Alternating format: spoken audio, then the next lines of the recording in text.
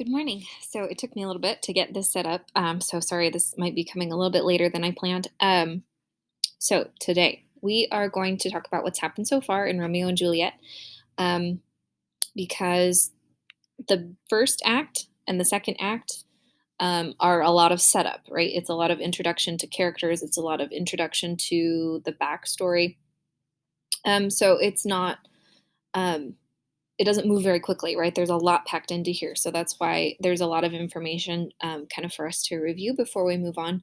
But then acts three, four, and five go really quickly because that's when the main action of the plot happens after we understand what's been set up for us. So, what I am giving you is this beautiful Romeo and Juliet character chart um, because there are a lot of characters, and their names are not names that we would normally use. Um, and it's important to understand who belongs where, right? If we our whole idea is that we have this feud, okay, between the Montague family and the Capulet family, okay, and then we also have a neutral party, like people that are affected, people that have um, interests in both, um, that aren't necessarily a part of the families, but who are there and who are very much affected by this family war. So we are going to kind of go through that. Um, and one of the biggest things that we're going to be focusing on is the issue of pride. Okay. Um, this is not a love story. This is a story, a cautionary story about the dangers of pride and arrogance. Okay. That's the common misconception about Romeo and Juliet. Yes, there are two young people who fall in love um, and are kind of reckless with that love, but it's more about um, how their love, their potential relationship, is destroyed because of people's pride and arrogance.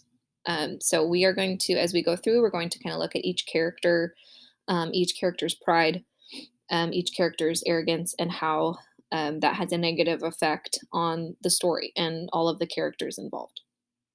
So, um, we're going to start kind of with looking at some of the main questions for Act One. So, if you want to open up Act One, we're gonna focus um, kind of here on some of the main things that you need to know from the study guide.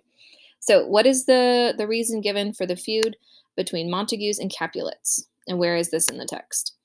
There is an ancient grudge. That's all it says. Okay, we don't know how it started.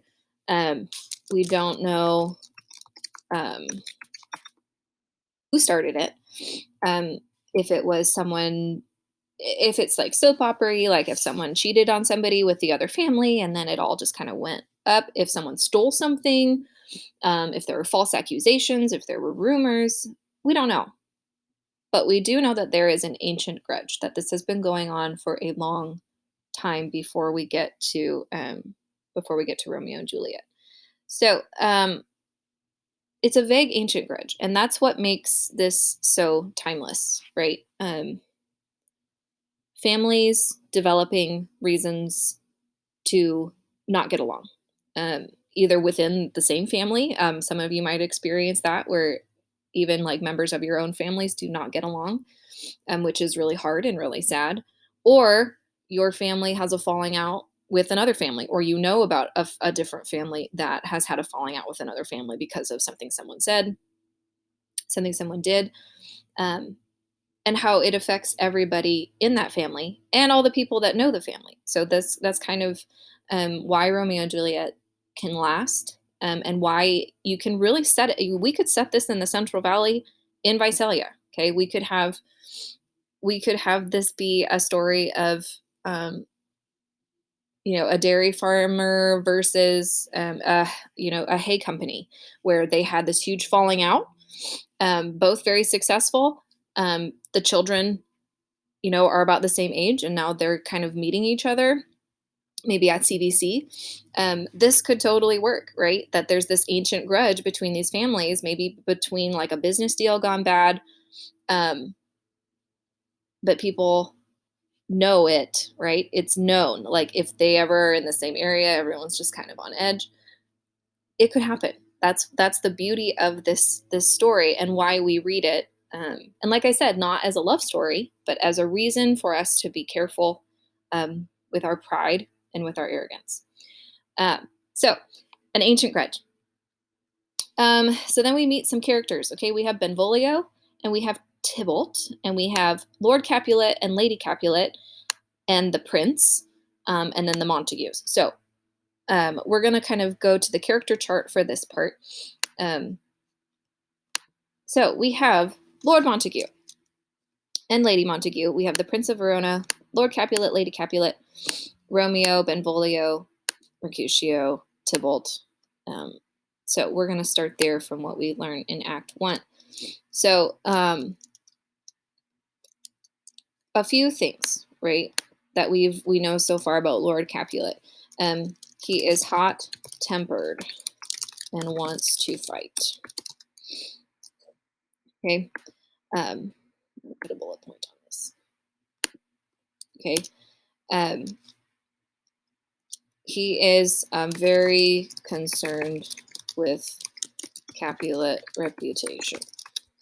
Okay. Lady Capulet, she doesn't want fighting, but she's also hot-tempered. But she's kind of more aggressive, like with her husband, like a little bit more shrill, I guess, if you wanna categorize it. Still upset. Okay, she's still upset about this whole situation. So if he's hot-tempered and wants to fight, and he's very concerned with the Capulet reputation, we have a very prominent instance here of pride and arrogance. Okay. So he has pride and arrogance in his family name and his wealth. Okay, that's Lord Capulet. Okay, and Lady Capulet also. Okay, from that, she has pride in wealth and her standing in the community, right? She has a reputation. She likes being one of the wealthy women of Verona. So then we have Lord Montague. Okay, so he is also willing to fight, but not as violent as Lord Capulet. Okay. But here we have pride in family name.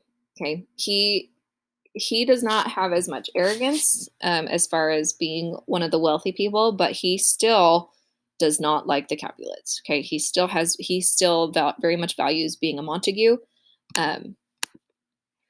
So Lady Montague, we don't see her too often as far as speaking, and also just kind of being there. So when she is there, she's more she's quieter. She's quiet. She's more weak, I guess. It's kind of a strong word to call her weak, but she is. She does not like the fighting. She's not good with the fighting, and she is very much worried about Romeo. Okay, and so kind of like Anticlea with Odysseus being gone. Okay, she has pride in Romeo. Okay, that's her thing. I'm gonna do a light highlight of my pride stuff so far.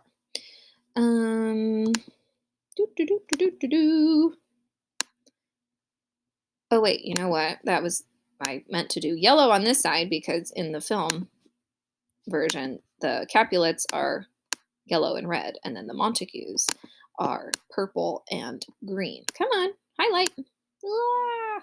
Oh well. Purple. So that is where we see kind of what Romeo and Juliet have grown up with. right? We have all of this influencing them in their day-to-day life from the time they're born. So then we have um, Benvolio. Okay, so he tries to the keep the peace, but he also has pride in himself as a peacekeeper. Um, so that's kind of he identifies himself as a peacekeeper. So he's like he takes pride in that, right? So it's kind of ironic that he's putting himself out there, but to try and keep this reputation. Um, and then, in contrast, we have Tybalt, who is Juliet's cousin, and Benvolio is Romeo's cousin. So we can add that in here too. So we have Romeo's cousin, and then we have Tybalt, who is Juliet's cousin. So those are them. So Tybalt, he has lots of pride. Pride in the Capulet name, and also arrogant. Oops, I can't spell. In his fighting ability. Okay, he's a master swordsman. Prince of Cats means that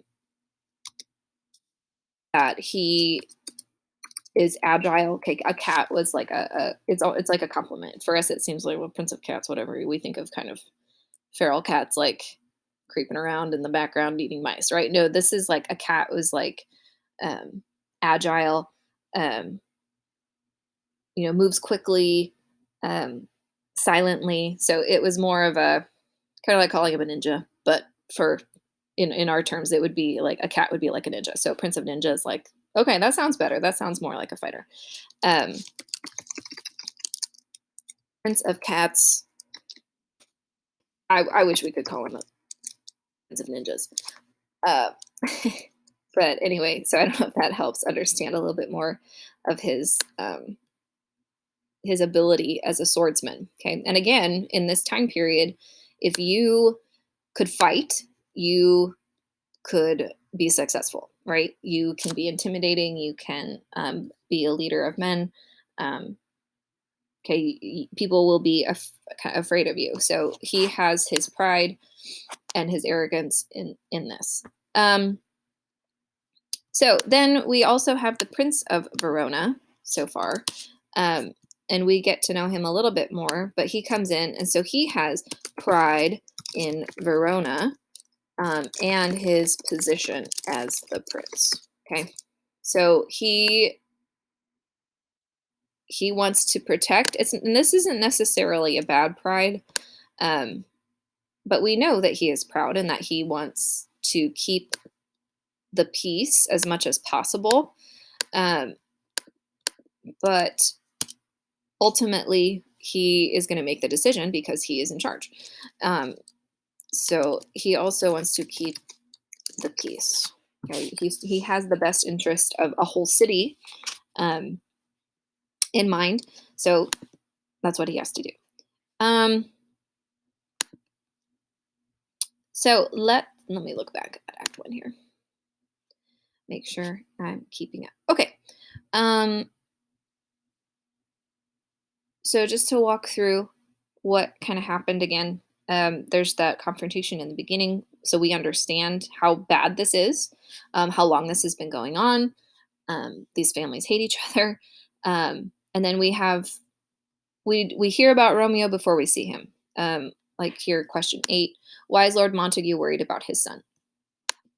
He hasn't shown up. Okay, he's just been moping around. He hasn't been eating or sleeping or coming home. So they're like, Benvolio, go find out what's up. In the video clip I sent you, that's where he in the modern version where Benvolio and Romeo are playing pool in the pool house, and they're kind of talking about how he's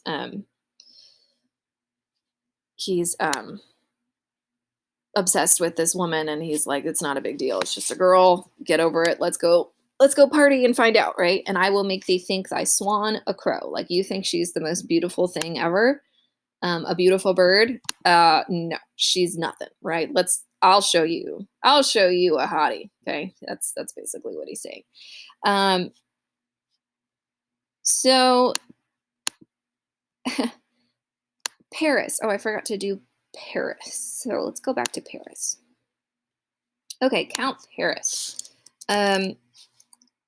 So Paris wants to marry Juliet, right? So he also displays arrogance, okay? Arrogance in himself being a good match of a husband for Juliet, okay?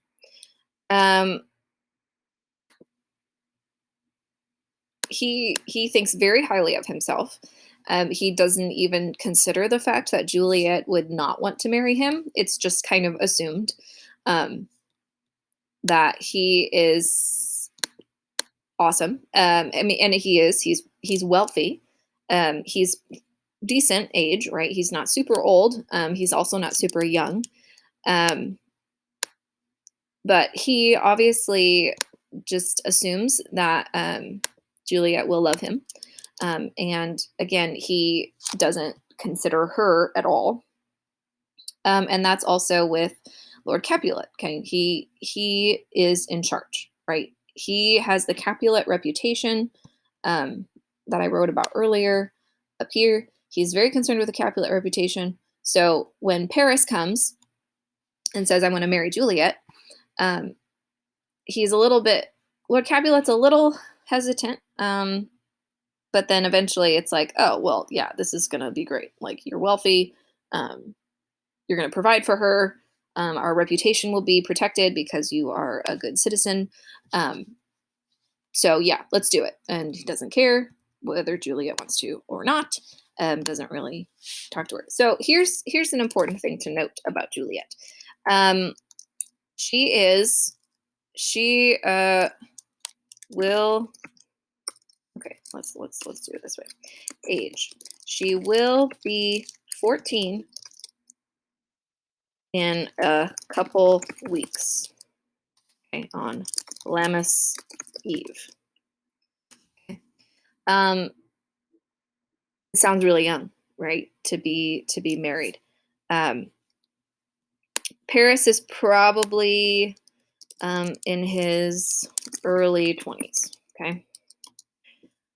Which that's a big age difference. Okay. Romeo is probably late teens.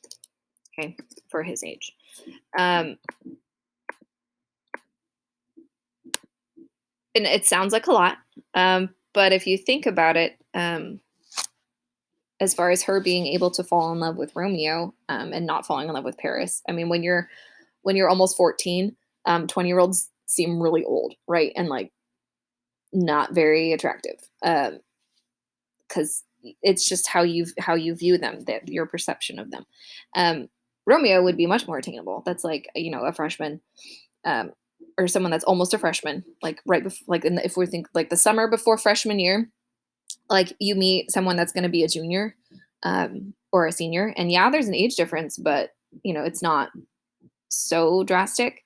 And I mean, when you're almost 14, I think you are definitely capable of that feeling of love, right? Or of feeling a strong sense of attraction to somebody else. So it's not out of the question um, for them to develop this relationship. Um, but the families hating each other is what drives it to move so quickly, right? And for them to not really have any other options than to move quickly. So let's go. Okay. The nurse, we also have to understand about the nurse. And I know this is taking a while because there's a lot to go through. Um, the nurse and Susan. So let's go to the nurse. So the nurse. This is not um, someone that is in healthcare. Okay, this is a wet nurse, which means um, she had a baby to nurse and then was hired to nurse uh, Juliet as a baby. So she had a baby around the same time as Juliet, right? So she had a baby, um, and that was Susan. So she had a baby, Susan, nurse. And then when you find when you are wealthy and you didn't want to nurse your own baby, then you would hire someone to nurse them for you to get the nutrition and everything like that. Um, so what we are needing to know is that this is not like just a nanny. Okay, this is she nursed her from being a baby. She lost her own baby. Okay, Susan ended up dying. So that is another reason why Juliet is her pride and joy. So that's kind of where we come back to this idea of pride in Juliet as like her daughter. Okay, she thinks Juliet is the best thing in the world. Um, so we can understand why the nurse wants Juliet to be happy. Okay, she's like her daughter, but she almost has a little too much pride in Juliet as her daughter, right? She really doesn't have that much say, but I mean, but we, as we can see in the movies too, Juliet loves the nurse much more than she loves her own mother because her own mother is a lot more difficult. But they also talk too about how um, Lady Capulet was also married young.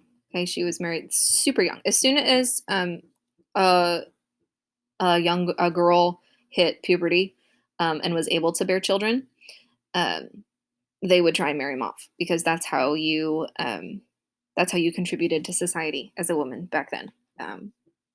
Which again is kind of similar to what we saw in the Greeks, like how the Greeks viewed women. So that's kind of what we set up in Act One, and then there's the party.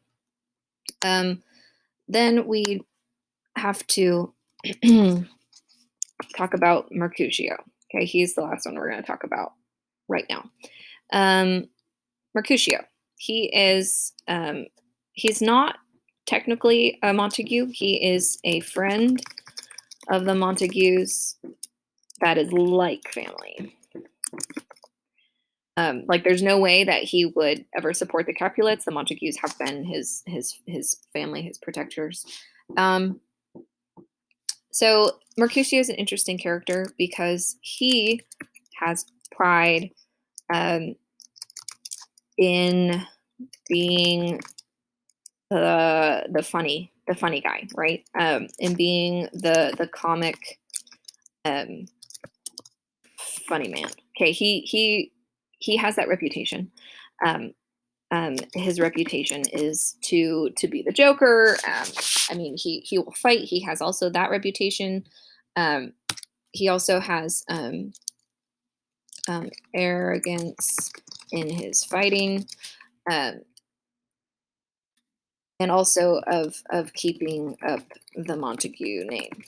Okay, so he has a couple different things going for him. So, and like I mentioned earlier, it's possible that he suffers from some kind of mental illness, like depression, um, or PTSD, um, post traumatic stress disorder from being in like a war or something, um, or even like bipolar disorder, something like that, because he can go from being like super like, oh, I'm joking, everything's awesome and funny, to having these really low periods. Um, but then he covers over the low periods because he wants to maintain that reputation of being the guy that everybody loves. And we'll see that more in Act Three, and it gets very tragic. That's where his pride and arrogance kind of gets him in trouble. Um, also, so that's kind of a walkthrough. Again, this is not my favorite way to do this at all. I really, really wish that we could be doing this together in class because there's a lot more discussion that I wish we could have instead of me just talking to you about it. Um, so for um, but I hope that helps you understand a little bit more what's going on. For Act Two, the biggest thing is that again, there's this huge attraction between Romeo and Juliet, but they know their families are mortal enemies. Mortal enemies meaning they will kill each other. Blood has been spilled. People have died. So then you have Friar Lawrence come in, um, and Romeo going to Friar Lawrence. And I think I'm going to save that for um, another video because this one's getting really long. Um, so anyway, I hope that you can keep up with that character chart. I didn't talk about Rosaline, but maybe you can fill that in that she's the first object of Romeo's desire, the lady that or the girl that he thinks is absolutely beautiful, then forgets her like that once he sees Juliet. Um, so okay, I think we are going to stop there. Please email me if things are confusing and you're not understanding. And also, I know that the video clips I'm sharing are not that great, but when I don't have access to showing you the DVD live, it's kind of the best I can do, kind of piecemeal stuff together for you. But that way, at least you get to see a little bit. So, all right, I will continue to talk at you in a different video.